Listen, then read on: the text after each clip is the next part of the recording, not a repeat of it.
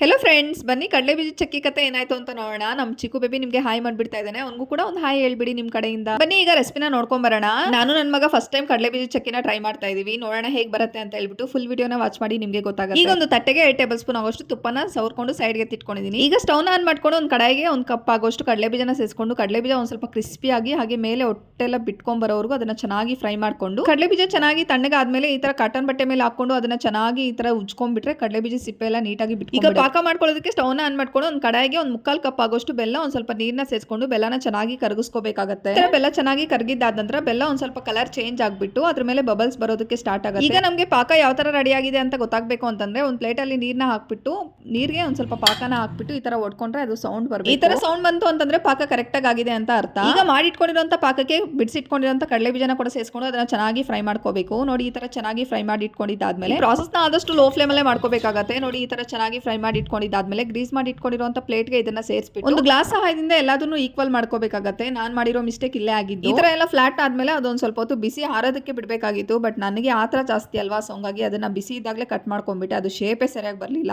But ಇನ್ನೆಲ್ಲ okay ಚೆನ್ನಾಗಿ ಬಂದಿತ್ತು. ಬಟ್ ಶೇಪ್ ಮಾತ್ರ ಕರೆಕ್ಟಾಗಿ ಬಂದಿಲ್ಲ. ಟೇಸ್ಟ್ ವೈಸ್ ಅಂತ ಸಕ್ಕತ್ತಾಗಿತ್ತು.